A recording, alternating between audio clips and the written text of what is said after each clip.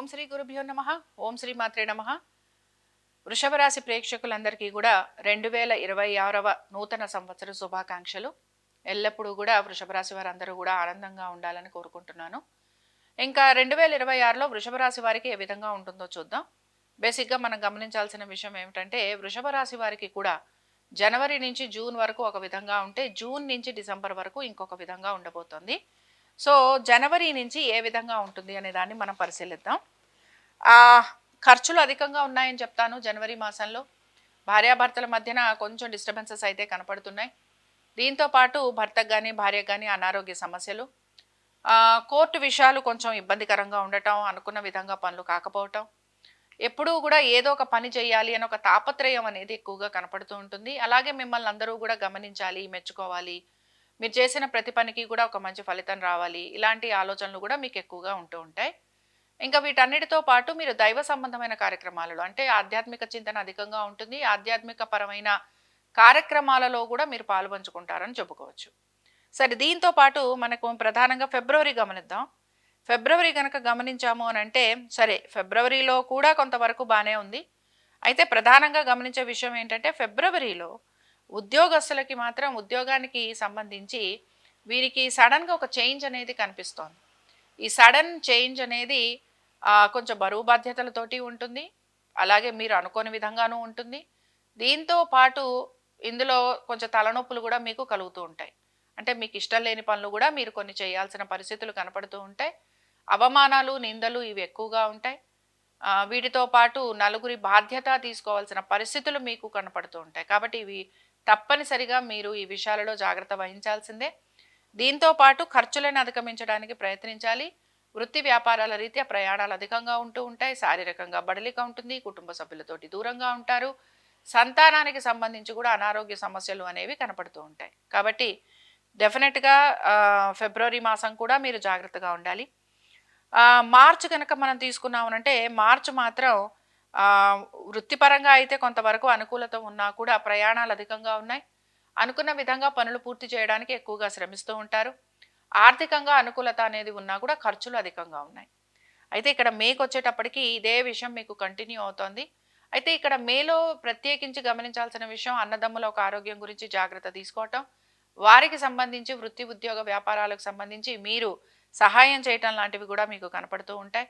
వీటితో పాటు కోర్టు సమస్యలు లాంటివి ఏవైతే ఉన్నాయో వాటి గురించి మీరు ఆలోచన చేయటం అనేది కనపడుతోంది. మీ భార్యాభర్తల మధ్యన కూడా చిన్న చిన్న ఇబ్బందులు అనేవి కనపడుతూ ఉంటాయి. ఇంకా ఇది ఇక్కడ వరకు మీకు కనపడుతోంది. మరి దీని తర్వాత ఏ విధంగా ఉంటుంది అంటే గురువు మారుతున్నాడు కనుక గురువు మారినంత మాత్రాన ప్రతిదీ కూడా శుభ ఫలితాలను ఇస్తాడని చెప్పుకోకూడదు. అయితే వివాహ ప్రయత్నాలు చేస్తున్నాము అనే వారికి మాత్రం అనుకూలంగా ఉంటుంది. దీంతో పాటు మీరు కనుక ఆర్థిక పరమైన విషయాలలో నేను జాగ్రత్తలు తీసుకుంటూ ముందుకు వెళ్తాను, దుబారా ఖర్చులు చేయను, లేకపోతే వృత్తిపరంగా నేను ఏదైనా ఇంప్రూవ్మెంట్ కోరుకుంటున్నాను, దానికి సంబంధించి నాకు అనుకూలంగా ఉంటుందా అని అంటే దానికి సంబంధించి కూడా కొంతవరకు మీరు ప్రయత్నం అనేది చేస్తూ ఉంటారు. సరే, అదేమిటో మనం పరిశీలిద్దాం. ఫస్ట్ ఇందాక చెప్పుకున్నట్టు వృత్తిపరంగా ఇక్కడ మీకు హఠాత్తుగా మార్పులు అనేవి కనపడుతున్నాయి. ఇది మీకు జూన్ నుంచే కనపడుతుంది. జూన్లో వృత్తిపరంగా మార్పులు ఉండటం, కొంచెం వరకు మీకు ప్లేసెస్ లాంటివి కూడా చేంజ్ అవ్వటం, దీంతో పాటు హఠాత్తుగా ఈ మార్పులు అనేవి రావటం వలన మీరు కొంచెం ఇబ్బందికి గురి కావటం, ఆరోగ్యానికి సంబంధించి కూడా ప్రాబ్లమ్స్ లాంటివి ఉండే అవకాశాలు కనపడుతూ ఉంటాయి. ఇంకా మనం నవంబరు, మార్చ్ తర్వాత జూన్ తర్వాత జూలై, ఆగస్టు, ఆల్మోస్ట్ సెప్టెంబర్ వరకు కూడా మనం తీసుకుంటే ఇదే సిట్యువేషన్ కనపడుతోంది. సో ఇక్కడ చాలా వరకు కూడా భార్యాభర్తల మధ్యన ఏమైనా డిస్టర్బెన్సెస్ ఉన్నా, భాగస్వామ్యం వల్ల డిస్టర్బెన్సెస్ ఉన్నా, భాగస్వామ్యానికి సంబంధించి మీరు ఏమైనా మనీ లాంటిది ఎక్స్పెక్ట్ చేస్తున్నా, లేకపోతే మీరు ఏదైనా బిజినెస్ చేస్తున్నా దానికి సంబంధించి మనీ లాంటిది ఎక్స్పెక్ట్ చేస్తున్నా, ఇలాంటి వాటన్నిటిలోనూ కూడా మీకు కొంతవరకు బాగానే ఉంటుంది. అయితే ఇక్కడ నవంబరు అంటే అక్టోబర్ నుంచి మళ్ళీ కొంచెం చేంజ్ కనపడుతోంది. ఈ చేంజ్ ఏమిటి అని అంటే ఉద్యోగానికి సంబంధించి ఇబ్బందులు అయితే కనపడుతున్నాయి, మళ్ళీ మార్పులు అయితే కనపడుతున్నాయి. దీంతో పాటు ప్లేస్ మారటం కానీ, స్థల మార్పు కానీ ఇలాంటివి కూడా మనం చెప్పుకోవచ్చు. ఇళ్ళు లాంటి వాటిని లేదా మీరు స్థలాలు ఏమైనా ఉంటే వాటిని అమ్మేందుకు ప్రయత్నం చేస్తారు, లేకపోతే వాటికి సంబంధించి మీరు ఎవరికైనా సరే కొంచెం బ్యాంకుల్లో వాటిల్లో తనఖాలు లాంటివి పెట్టడం, ఇలాంటివి కూడా మీకు కనపడుతూ ఉంటాయి. సో ఒక రకంగా చెప్పాలి అని అంటే పని జరుగుతోంది, ముందుకు వెళ్తున్నారు. బట్ అక్టోబర్, నవంబర్, డిసెంబర్, ఈ అక్టోబర్, నవంబర్, డిసెంబర్కి వచ్చేటప్పటికల్లా ఇప్పుడు నేను చెప్పినవన్నీ కూడా మీకు కనపడుతూ ఉంటాయి. అయితే ఇక్కడ మీకు ఎటువంటి నెలలు బాగుంటాయి అనేది మనం చూద్దాం. నెలలు బాగుండే విషయానికి వచ్చామనంటే ఒక రకంగా చెప్పాలంటే అక్టోబర్, నవంబర్, డిసెంబర్లో శ్రమ అధికంగా ఉంది అండ్ ఖర్చులు అధికంగా ఉన్నాయి. ఉద్యోగానికి సంబంధించి చికాకులు అయితే విపరీతంగా కనపడుతున్నాయి. వృత్తి, ఉద్యోగ, వ్యాపారాలు అని చెప్తున్నాను.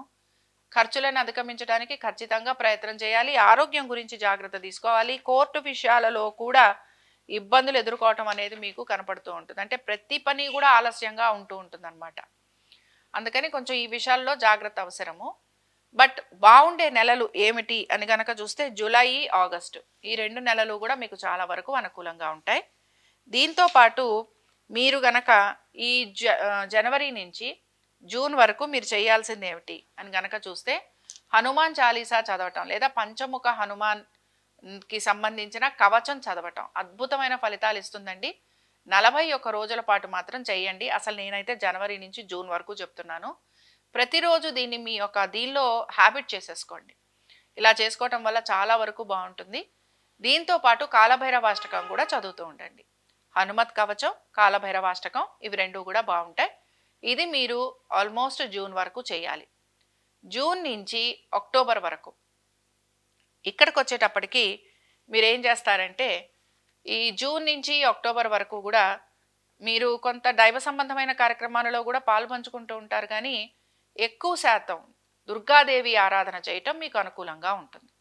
దుర్గని ఆరాధించటం కానీ, కాళిని ఆరాధించటం కానీ మీకు చాలా మంచి ఫలితాలను ఇస్తూ ఉంటుంది. ఇంకా అక్టోబర్, నవంబర్, డిసెంబర్కి వచ్చేటప్పటికి కాలభైరవుణ్ణి ఆరాధన చేయటమే మీకు ఇంకా శుభ ఫలితాలను ఇవ్వటం. దీంతోపాటు ఉప్పు దీపం పెట్టడం, శనివారాలు ఉపవాసం ఉండటం, అలాగే అట్లీస్ట్ ఈ 3 నెలలు కూడా నెలకు ఒకసారి నువ్వులు దానం ఇవ్వటం. ఇలా చేయటం వలన మీకు చాలా చాలా మంచి ఫలితాలు కనపడతాయి, చాలా మార్పులు కనపడతాయి. మనసు ప్రశాంతంగా ఉంటుంది, పనులు నెమ్మదిగా పూర్తవుతాయి.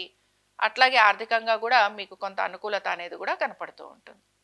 ఇంకా మరి ఈ రాశి వారికి ఏ వారం బాగుంటుంది? ఈ రాశి వారి దగ్గరకు వచ్చేటప్పటికల్లా వీరికి శుక్రవారాలు ఒకటి చాలా బాగుంటుంది. దీంతో పాటు మీకు శనివారాలు కూడా అనుకూలంగానే ఉంటుంది. సో శుక్ర శనివారాలు మీకు అనుకూలంగా ఉంటాయి. వీటితో పాటు ఎనీ ముదురు కలర్ వేసుకోవచ్చు మీరు. అయితే కొంచెం పేస్టల్ కలర్స్ తోటి కాంబినేషన్గా వేసుకోవాలి. సో పేస్టల్ కలర్స్తో పాటు డార్క్ కలర్స్ ఏ వేసుకున్నా కూడా మీకు అనుకూలంగా ఉంటుంది. ఇంకా మీకు కలిసి వచ్చే రంగులు ఏమిటి, కలిసి వచ్చే ఇంపార్టెంట్ డేట్స్ అనుకుందాం, లేకపోతే లక్కీ నంబర్స్ అనుకుందాం. మీకు అదృష్ట సంఖ్యలు ఏవి అని కనుక మనం చూసుకుంటే 6, 2 మీకు అనుకూలంగా ఉంటాయి.